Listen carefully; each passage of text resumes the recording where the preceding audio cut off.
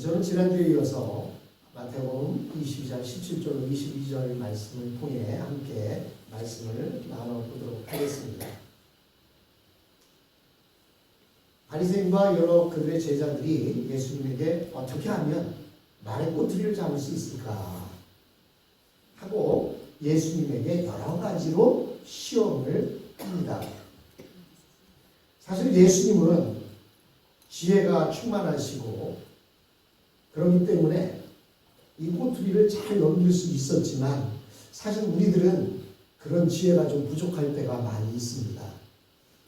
우리를 해하기 위해서 꼬투리를 잡으려 할 때 우리가 지혜가 없어서 그것에 넘어가는 경우도 있었는데 그럴 때는 어떻게 하면 된다고 했어요? 침 3번 삼킬 정도의 시간을 가지면 된다.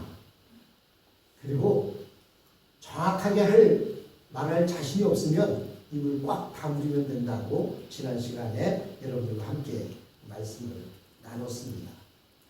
근데 오늘 본문 17절로 22절에 보면 예수님께서는 그 예수님을 시험하고자 이야기하는 사람들의 신경이 상당히 날카로워져 있었기 때문에 그들의 관심을 돌리려고 하는 그런 생각이 있었습니다. 세금을 바치는 게 옳습니까? 옳지 않습니까? 여러분, 세금을 바치는 게 옳아요? 옳지 않습니까? 옳죠? 누가 봐도 옳습니다. 여러분, 미국 살면서 미국에서 죽어도 끝까지 안고 가는 것들이 있대요. 그 가운데 하나가 뭐냐면 세금이고 또 하나가 뭐예요? 누구 말로는 차일드먼이라고 이야기하더라고요. 이런 자녀 양육비라든지 세금은 끝까지 가지고 가야 하는 것이다 라고 이렇게 이야기합니다. 그런데 지금 서기관과 바리새인들의 그 제자들 또 헤롯 다원들과 함께 와서 예수님에게 묻는 것이 당신의 생각에는 가이사에게 세금을 바치는 것이 옳습니까? 옳지 않습니까? 라고 묻고 있습니다. 그때 아마도 예수님은 그 침 3번 정도를 우리는 삼켜야 되지만 한 번 정도는 삼키지 않았을까? 약간의 침묵을 하다가 예수님께서 동전을 가져오라고 이야기하시고 이 동전 안에 있는 그림과 글이 누구의 것이냐고 이렇게 물으셨습니다. 그랬더니 그들이 하는 얘기가 그것은 가이사의 것이다 라고 이렇게 대답했습니다. 그때 예수님의 입에서 그들의 뒤통수를 딱 때릴 만한 그런 폭탄 같은 말씀이 나왔습니다. 그러면 가이사의 것은 누구에게? 가이사에게. 그리고 하나님의 것은 하나님께 바치면 될 것 아니냐라고 말한 것입니다. 여러분, 1960년대에 한국에 화폐 개혁이 있었습니다. 화폐 개혁이 있기 전에는 뭘 사용했죠? 지금의 원이라는 것을 사용하지 않고 환이라는 것을 사용했어요. 기억하십니까? 그 환을 화폐 개혁하면서 10분의 1로 줄였습니다. 그래서 100환짜리 지폐는 10원이 되고 50반짜리 지폐는 5원이 됐습니다. 그런데도요, 그 환을 가지고 있던 사람은 어떻게 할까요? 그거를 그냥 버릴 수가 없잖아요. 그래서 10분의 1로 줄어든 금액으로 환이라는 지폐가 사용되어졌습니다. 그래서 저도 어린 시절에 그 환이라는 지폐를 가지고 눈깔 사탕도 사 먹었던 그런 기억이 있습니다. 그래서 10환짜리 지폐는 1원짜리 지폐가 되어서 눈깔 사탕 2개를 사 먹을 수가 있었습니다. 또한 일제시대 때는 어땠습니까? 일본 사람들이 와서 일본 돈들을 유통시켰습니다. 한국에 몇 전 하는 그 돈이 있었음에도 불구하고 일본 사람들은 일본 돈들을 우리나라에서 유통시켰습니다. 마찬가지로 지금 이 이스라엘에는 로마가 다스리는 그런 나라가 되다 보니까 로마의 동정들이 그곳에 통용되고 있었던 것입니다. 그 로마의 지폐가 어떤 모습이냐면 이렇게 생겼습니다. 앞면에는 저렇게 가이사, 케샤르라고도 하고 시저라고도 하는 그 로마의 황제의 얼굴이 있고요. 뒷면은 저렇게 독수리 같은 문양이 찍혀있는 저 동전을 사용했습니다. 그래서 저 동전들은 물건을 사고 팔 때 저 동전들이 주로 통용이 됐습니다. 그러다 보니까 교회에 찾아오는 자들도 교회 와서 예배를 드리면서 저것으로 동전으로 헌금을 드리려고 하니까 문제가 생겼어요. 어떤 문제가 생겼습니까? 하나님께서는 어떤 사람의 모양이나 문양을 만들지 말라고 하나님은 말씀했기 때문에 저 동전에 있는 저 가이샤의 그림이 있는 저 동전을 성전 안에서 드릴 수가 없었던 것입니다. 그래서 그때 당시에 종교 지도자들이 한 가지 생각을 해낸 것이 뭐냐면 성전 안에서만 통용되는 돈을 만들었습니다. 보통 이렇게 생겼습니다. 네. 여기 보면 왼쪽에 있는 여러분들 보면 왼쪽에 있는 모양은 무슨 성배 같이 생겼죠. 그리고 오른쪽에 있는 모양은 무슨 그 성소 안에 있는 등대 같이 생기기도 하고 이렇게 생겼는데 여기에 사람의 얼굴이 있어요, 없어요? 없죠. 예, 이것을 만들어서 성전 안에서는 이 돈으로 성전세를 내거나 또는 성전 안에서 헌금을 드릴 수 있도록 이렇게 했습니다. 즉 예수님의 대답은 1차적으로는 돈을 사용하는 것을 두고 말한 것 같습니다. 즉 로마에 세금을 낼 때에는 로마 돈으로 내고 성전에 바칠 때에는 성전 돈으로 내면 될 것 아니냐라고 이렇게 말하는 것입니다. 그러나 여기서 예수님은 아주 중요한 원리를 말씀하십니다. 우선 예수님은 이 세상의 왕의 권한을 인정하셨습니다. 예수님의 말씀의 핵심은 로마의 통치를 받는 사람들은 로마 황제에게 세금을 내라는 것입니다. 여러분, 미국에 살고 있는 우리의 몸은 한국인이라고 하는 몸을 가지고 있지만 여러분들이 한국에 세금 냅니까? 나는 한국 사람이니까 한국에 세금 낼 거야. 나는 미국에 세금 안 내고 한국에 세금 낼 거야. 그런다고 해서 미국에서 세금이 면제됩니까? 미국에 있는 동안에는 미국에 세금을 내야 되는 것이죠. 그래서 마찬가지로 예수님도 로마의 통치를 받고 있는 이상은 로마 황제에게 세금을 내라는 것입니다.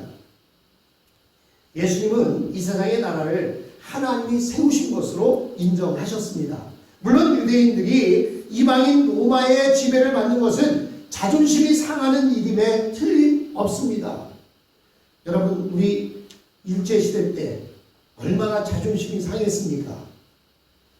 일본 앞잡이들에 의해서 여러 가지 가슴수탈을 당하고 어려움을 당할 때 얼마나 마음이 아팠고 얼마나 많은 사람들이 그것으로 인하여서 독립운동에 참여하고 그러지 않았습니까? 그러나 우리는 아무리 우리의 이상이 높다 하더라도 현실로 인정하지 않으면 공중에 떠 있는 것과 다를 바가 없습니다. 그래서 일제시대 때 많은 지식인들 가운데 많은 사람들은 북한으로라든지 중국으로 이렇게 떠나서 일본이 다스린 나라에 살 수 없다라고 떠났던 사람들도 있습니다. 그러나 떠나지 않고 있다면, 그것을 인정하지 않는다면 공중에 떠 있을 수밖에 없는 것입니다. 예를 들어서 비행기 타는 것이 아무리 좋다고 해도 비행기만을 타고 살 수는 없지 않습니까? 비행기를 탔다가 땅에 내려야 두 발을 디디고 사는 그것이 가장 좋은 것이지, 비행기를 타고 공중에 떠 있는 것 자체가 좋은 것은 아닌 것과 마찬가지입니다. 우리는 이 세상에 내려와서 세상 현실을 인정해야만 합니다. 왜 하나님은 우리로 하여금 세상 현실을 인정하게 하시고 믿지 않는 사람들 밑에서 배우게 하시고 일하게 하실까요? 그래야 우리는 겸손하게 되고 현실적인 사람이 되고 실제적인 사람이 되기 때문입니다. 기독교 신앙은 현실을 인정하지 않는 그런 광신주의가 아닌 것입니다. 사도 바울의 서신을 보면 노예 제도도 부정하지 않았습니다. 오히려 종들에게 주인을 섬기기를 주님을 섬기듯 하라고 권면하고 있습니다. 우리가 은혜를 받았다고 해서 세상 현실을 인정하지 않으면 세상 사람들은 우리를 거만하다고 생각할 것이며 또한 우리를 미워할 것입니다. 영국에서는 영국의 법을 지키라는 말이 있습니다. 우리나라 사람들이 여러 명이 모이면 많이 좀 목소리가 커지죠. 근데 종종 우리 목사님들과 함께 식당에서 이렇게 식사를 하다 보면 어떤 분이 와서 물어봅니다. 너희 어느 나라 사람이냐? 한국인이라고 물어봅니다. 그러면 뭐 딴 말 안 하고 돌아가요. 그 얘기는 뭐냐면 왜 이방 나라 와서 떠드느냐 이런 의미가 있지 않나 이런 생각도 해보게 됩니다. 왜냐하면 이 나라는 미국이기 때문입니다. 하나님의 백성이 현실을 인정하고 겸손하게 섬길 때 세상 사람들은 우리를 존경할 것입니다. 그래서 누구든지 이 세상에 살면서 세금 낼 것은 내고 또 군대에 가야 하면 군대에 가서 복무를 해야 하며 사회의 일원으로 주어진 의무를 다 해야 하는 것입니다. 그래서 예수님께서는 빌라도에게 재판을 받으시면서도 위에서 주지 않으면 아무도 권력을 가질 수 없다라고 이렇게 말씀하셨습니다. 하나님께서는 이 세상 왕들이나 통치자들에게 권력을 빌려 주셨습니다. 비록 그들이 하나님을 알지 못하고 심지어 하나님을 인정하지 않고 있다고 하더라도 그들이 휘두르고 있는 권력은 하나님이 빌려 주신 것입니다. 그래서 예수님께서 로마 황제의 권력을 인정하는 것은 그의 권력을 빼앗으실 분도 하나님이시고 그의 불법을 심판하실 분도 하나님이시기 때문에 개인은 현실적인 권력 앞에 묵묵하게 복종하라는 것입니다. 때로는 이 세상에서 아주 악한 권력자가 등장하기도 했습니다. 이런 악한 권력자가 정권을 잡으면 백성들에게는 말할 수 없는 고통을 줍니다. 로마의 황제 가운데 네로 황제가 있습니다. 이 황제는 술기운에 한 도시에 불을 질러놓고 그 불이 타는 모습을 보면서 야 멋있다를 연발했습니다. 그런데 그것이 문제가 되자 네로 황제는 크리스찬들이 그렇게 불을 지른 것이다 라고 소문을 퍼뜨려서 결국에는 로마에서 그리스도인들이 다 추방을 당하고 마는 그런 경우도 있었습니다. 이것을 통해서 하나님은 우리에게 말합니다.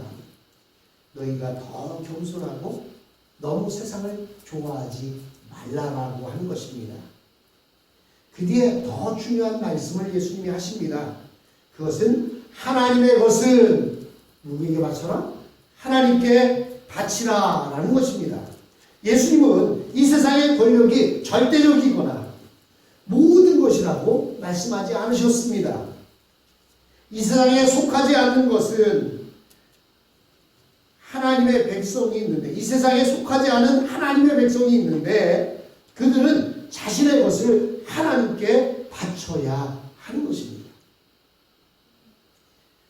저희 교회는 SBC 소속입니다. 즉 서든 컨벤션 소속으로 되어 있습니다. 그래서 저희 교회는요, 루이지애나 컨벤션에 우리가 코퍼레이션 프로그램에 참여하면서 CP를 드립니다. 그리고 우리는 버넌 어소시에이션에 소속되어 있는 교회입니다. 그래서 이 버넌 어소시에이션에도 우리가 매달 CP를 드립니다. 그러면서 우리는 또한 한인 침례교회 안에 소속되어 있어요. 그러다 보니까 한인 총회에도 총회비를 냅니다. 그리고 루이지애나와 미시피에 있는 지방회에도 우리는 지방회비를 내고 있습니다. 왜 그럴까요? 우리는 양쪽에 다 소속되어 있기 때문입니다. 마찬가지로 우리 그리스도인들은 하나님 나라의 백성들이지만 세상에서도 살고 있습니다. 그러다 보니까 세상에 내야 할 것도 내야 되고 하나님 앞에 바쳐야 할 것도 바쳐야 하는 그런 이중적인 그런 책임이 있는 것입니다. 여기서 우리는 아주 중요한 몇 가지를 살펴보게 됩니다. 우선 첫째로 하나님의 백성은 이 세상에서 두 나라에 속한 사람들이라는 것입니다. 즉 하나님의 백성은 이 세상에 속했지만 하나님께도 속한 것입니다. 그래서 하나님의 백성은 두 나라의 의무를 감당해야 합니다. 우리는 한편으로는 이 세상의 사회 구성원으로서 우리에게 주어진 의무를 열심히 이행해야 합니다. 세금을 내야 한다면 세금을 내어야 합니다. 그리고 어제 선교가 있었지만 투표를 해야 된다면 투표를 해야 됩니다. 근데 이 말하는 저도 어제 깜빡 잊고 투표를 못했습니다. 사실은 책임과 의무를 다해야 합니다. 교통 질서도 잘 지켜야 하고 학교도 하이스쿨까지 보내야 된다면 하이스쿨까지 보내야 하고 또 돈을 벌어야 하고 세금도 내야 합니다. 그러나 우리는 또 다른 소속이 있습니다. 즉 하나님의 백성으로 말씀을 배워야 하고 기도해야 하며 헌금을 내야 하고 말씀대로 살아야 하는 것입니다. 여기서 우리 믿는 자들에게 갈등이 생깁니다. 우선 하나는 다른 사람들은 한 가지 일만 열심히 하는데 오히려 세상 사람들보다 모자라는 우리가 어떻게 두 가지를 동시에 해낼 수 있느냐라고 하는 것입니다. 물론 요즘 사람들은요, 요즘 젊은이들은 두 가지, 세 가지를 한꺼번에 합니다. 귀에다가는 이어폰을 꽂고요. 그리고 손에서는 공부를 합니다. 그리고 발은 장단을 맞춥니다. 근데 여러분, 우리 시대에는 그렇게 공부하면 혼났어요. 야, 공부해나 열심히 해야지. 무슨 공부를 한다면서 음악을 들어. 근데 요즘 애들은요, 스마트폰 들고 있고 음악 듣고 그리고 공부를 해도요 잘합니다. 요즘 세상은 한 가지 공부만 해갖고는요 너무나 빠른 세상이다 보니까 어렵습니다. 그런데 우리는 한 가지도 제대로 못 해내는데 어떻게 두 가지를 동시에 해낼 수가 있겠습니까? 그러다 보면 우리 시대 사람들은요 이것도 제대로 못하고 저것도 제대로 못합니다. 그래서 우리 옛말에 보면 두 마리 토끼를 쫓으려다 다 놓친다고 하는 말이 있어요. 근데 요즘 사람들은요 두 마리 토끼를 쫓다가 세 마리를 잡는 그런 시대에 살고 있습니다. 결국 우리는 신앙생활도 제대로 하지 못하고 세상에서도 제대로 성공하지 못하는 어중간한 사람들이 되는 것이 아니냐라고 하는 그런 갈등을 갖게 됩니다. 그것에 대하여 우리가 이 세상에서 성공하는 비결은 우리의 삶에 하나님의 능력을 끌어오는 것입니다.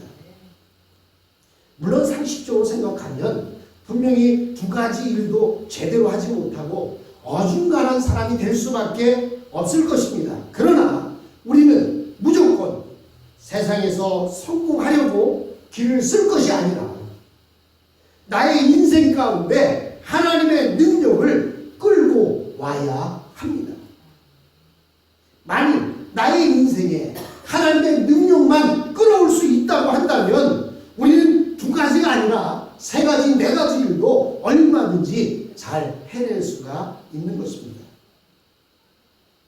그래서 그리스도인들이 이 세상에서 내 힘으로 살려고 하면 반드시 실패합니다.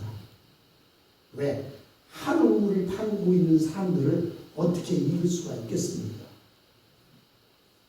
내 힘으로 살려고 하면 우리 그리스도인들은 실패할 수밖에 없습니다. 세금도 내야 되는데 교회 와서 헌금까지 해가면서 어떻게 살 수가 있겠습니까? 그러나 어떻게 해서든지 하나님이 도와주시기를 간구하고 하나님의 능력을 끌어올 수만 있다면 이 우주 만물을 말씀으로 창조하신 그 하나님의 능력이 우리 안에 있기만 한다면 무엇이든지 못하겠습니까? 그런데 그렇다면 하나님의 능력을 어떻게 나의 것으로 끌어올 수가 있겠습니까? 이것은 훈련이 필요한 것입니다. 군인들이 왜 수시로 훈련받습니까? 자신의 능력을 극대화하기 위해서 훈련을 받는 것 아닙니까? 제가요, 한국에서 군대에 가서 사격을 하는데요. 사격에 잘못하면 얼차를 줍니다. PT를 시켜요. 푸시업을 시키고 쪼그레뛰기를 시키고, 그렇지 않아도 총을 들기만 하면 손이 달달달 떨리는데 푸시업을 자꾸 시키면 어떻게 되겠어요? 가만히 서 있어도 손이 덜덜 떨립니다. 이 근육의 경련이 일어나요. 근데 그런 손으로 사격을 하면 사격이 더 안 돼야 맞잖아요. 그런데요, 사격이 더 잘 돼요. 왜? 집중을 하고 팔 운동을 했기 때문에 팔의 근육이 강화되다 보니까 영점 조준도 잘 되고 사격이 더 잘 되는 것을 봅니다. 마찬가지로 우리가 하나님의 능력을 끌어오려면 훈련이 필요합니다. 즉 하나님의 큰 능력을 끌어오는 것은 쉽고 또 작은 것부터 하나씩 훈련을 해나간다면 우리는 얼마든지 하나님의 능력을 끌어올 수가 있습니다. 처음부터 큰 것 기대하다 보면 못하는 수도 있지만 그러나 작은 것 하나부터 시작해 보십시오. 우리가 훈련되어진다면 그 하나님의 능력이 우리의 것이 되어집니다. 즉 우리는 모든 것을 하나님과 같이 해야만 성공하는 사람입니다. 그래서 예수 믿기 전에는 카시노에 가서 땡겨도 잘 됐는데 예수 믿고 나서는 카시노 가서 땡기면 왜 이렇게 돈이 안 나오는 거예요? 그건 당연한 거예요. 왜? 두 나라에 소속되어 있기 때문입니다. 예수 믿기 전에는 그냥 세상에 소속되어 있다 보니까 아무런 생각이 없이 땡기는 거에 집중했어요. 그런데 신앙생활을 시작하고 나니까 가서 땡기면서도 아이고 교회에서 이런 데 가면 안 된다고 했는데 누가 돈이 없잖아 하고 뚜레뚜레 하면서 하니까 집중이 안 되니까 당연히 안 되는 게 당연한 것이죠. 여러분 이제 우리는 모든 것을 하나님과 함께 해야만 성공하고 승리할 수 있는 그런 사람들이 되었습니다. 그래서 사도 바울은 이렇게 말합니다. 내게 능력 주시는 자 안에서 내가 모든 것을 뭐한다? 할 수 있다. 그리고 4장 13절에 말씀하고 있습니다. 예수 믿기 전에는 내 힘으로 할 수 있었어요. 근데 예수님을 만난 이후에는 내게 능력 주신 자 안에서만 내가 모든 것을 할 수 있습니다. 내가 내가 옛날 가지고 있던 세상 지식이나 내가 옛날 가지고 있던 세상 능력 가지고 나아가면 이것도 안 되고 저것도 안 되는 것입니다.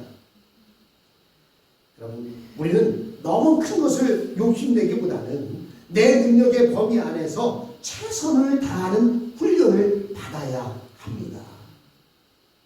족한 줄로 아는 것, 내게 족한 줄로 아는 그런 신앙이 필요합니다. 그렇게 내게 주어진 것을 만족할 수 있을 때 하나님께서는 더 큰 것도 우리에게 맡겨 주십니다.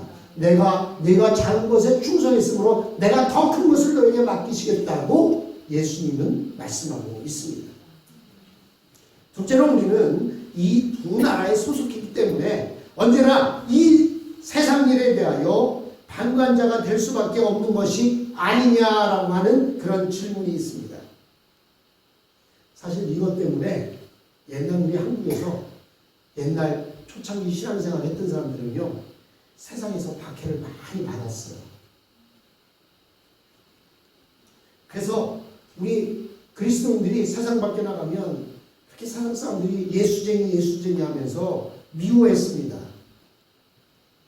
이 세상 일에 적극적으로 뛰어들어서 목숨을 걸고 몸부림을 쳐야 세상 사람들이 좋아하는데 우리 믿는 자들은 늘 한 발 뒤로 빼어놓고 있으면서 의심하지 하고 믿지 않았습니다.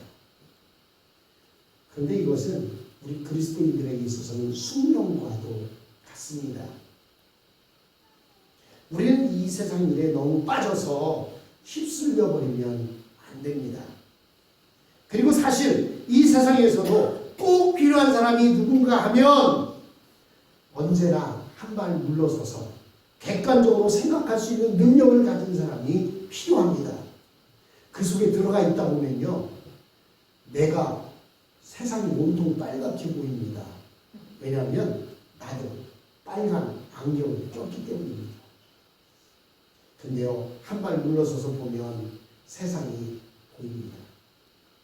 그래서 여러분, 장기나 바둑 둘 때에 잘 못 두는 사람이 잘 두 사람이 장기 두는데도 옆에서 훈수를 두는 거예요. 왜? 원칙이 떨어져 있다 보니까 수가 보이는 것입니다. 우리는 이 세상 일에 대하여 언제나 여유를 가지고 대해야 합니다. 그래야 위기의 순간에 다른 사람들이 생각하지 못했던 신선한 답이 나올 수가 있는 것입니다. 그리고 셋째로 우리가 갈등하는 것은 우리가 가이사에게 줄 것과 하나님께 바칠 것은 다르다는 것입니다. 우리가 이 세상에 줄 것은 돈이나 혹은 몸으로 수고하는 것과 같은 외적인 것입니다. 이 세상 왕은 우리의 마음까지 지배할 수는 없습니다. 그러나 하나님은 우리의 마음과 뜻과 정성을 가지기를 원하십니다. 그래서 우리는 하나님께 우리의 마음을 드리고 뜻을 드리고 정성을 드리는 것입니다. 두 나라에 끼어 살고 있는 우리들이지만 세상에서의 해야 할 일을 하면서 살되 하나님께 우리의 마음과 뜻과 정성을 다 드리는 그런 사람이 되어야 할 줄로 믿습니다. 다음 주는 추수감사절입니다. 추수감사절은 어떻게 유래됐습니까? 한 해 동안 농사를 짓고 그 수확한 그 기쁨을 나누면서 하나님 앞에 감사를 드리는 그런 감사절로 시작이 됐습니다. 우리도 한 해 동안 농사는 짓지 않았다 할지라도 하나님께서 우리에게 건강 주시고 자녀들을 주시고 또 직장도 주시고 또 비즈니스도 할 수 있게 해주시고 또 이 미국이라는 나라 살면서 이제 은퇴임금을 받게도 하시고 이 모든 것들이 다 하나님의 은혜였습니다. 그 은혜를 생각하시면서 다음 주에 하나님의 것을 하나님 앞에 드릴 수 있는 저와 여러분이 되었으면 합니다.